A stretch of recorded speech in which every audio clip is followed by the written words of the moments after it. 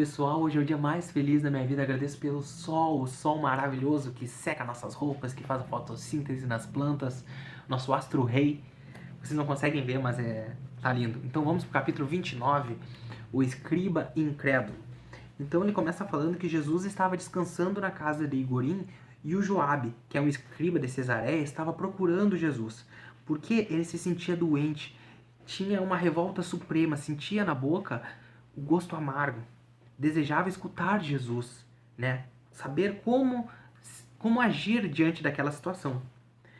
Então Joabe estava chegando perto da casa de Igorim, e na frente da casa tinham muitos enfermos.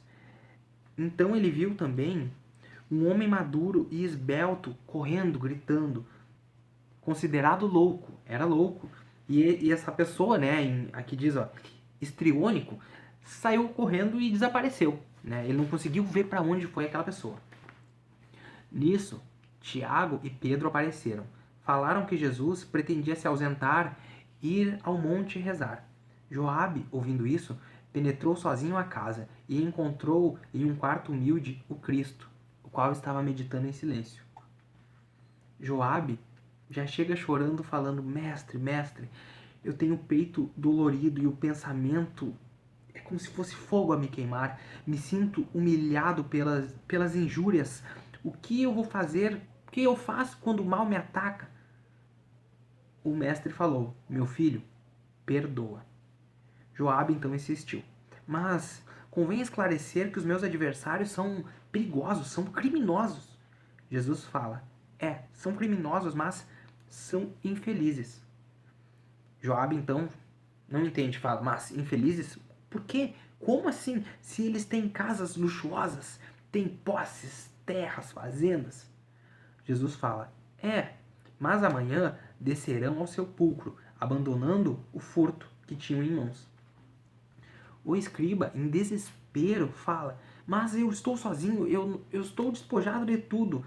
A minha esposa enganaram, roubaram os filhos, me acusam sem culpa e a prisão me espera. Eu sempre fui uma pessoa correta, prezei pela justiça, sempre venerei as leis, guardando-lhes os princípios. E agora tudo acontece. Eu vou para a lama, o que eu faço?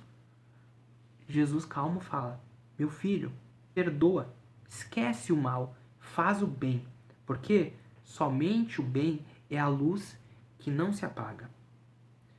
Joabe ficou assombrado.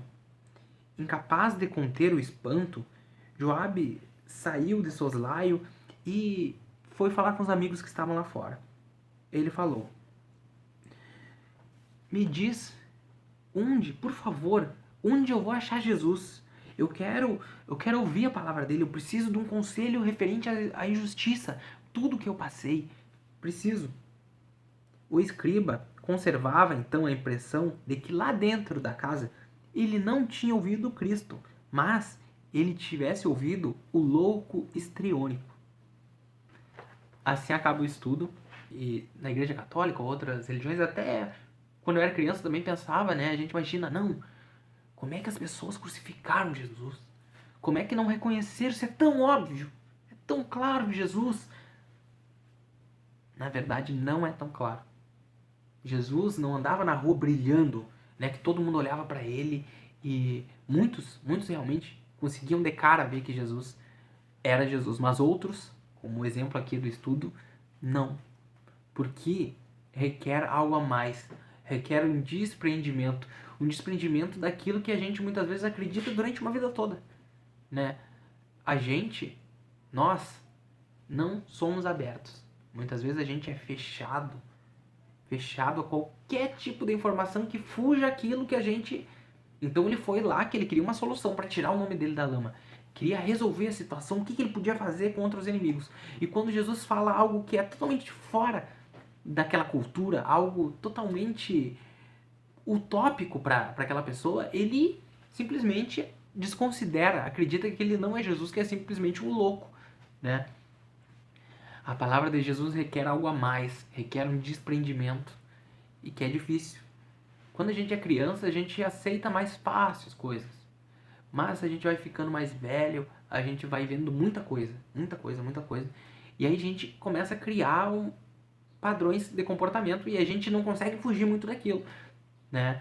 E muitas vezes a pessoa nasce num meio criminoso, aí ela começa a reproduzir aquilo naturalmente, então o mundo para ela é aquilo ali. Ela não consegue fugir daquilo. E na verdade cada um de nós tem um mundo que a gente muitas vezes não conhece, mas o mundo que os nossos pais criaram, a cultura que a gente está inserido na nossa cidade, no nosso estado, no nosso país, aquilo ali nos insere num contexto e muitas vezes a gente se fecha. A gente tá numa situação difícil e a gente não quer mudar. A gente só quer uma justificativa para aquela situação ruim e pra gente fazer aquilo que a gente quer fazer. Que no caso dele era vingança. A gente quer uma justificativa para se vingar, e na verdade não. Jesus conhecendo, os Espíritos conhecendo a nossa mente, eles já mostram o que a gente tem que fazer. E aí a gente muitas vezes não aceita. Então a gente tem aquela intuição muitas vezes, vou fazer alguma coisa, não, mas não vou fazer. Aí vem, não sei o que, mas aí a gente, cabeça dura, acaba que vai lá e faz aquilo, né? Claro, viver não é fácil, não tem regras, mas a gente deve sempre dar uma questionada. Tá, isso que eu vou fazer vai ser bom, vai ajudar as pessoas ou vai lesar? Ou será que é algo meu? Uma mesquinharia minha, um sentimento de vingança, um sentimento de ganância? Então a gente deve refletir cada ato, porque às vezes a gente toma decisões que não tem volta. Decisões que são irremediáveis.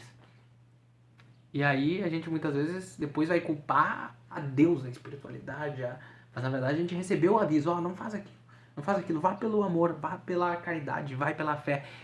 Mas a gente não, vamos pelo outro lado e aí a gente assume as consequências das nossas ações. É isso, pessoal, até o próximo estudo, fiquem todos com Deus.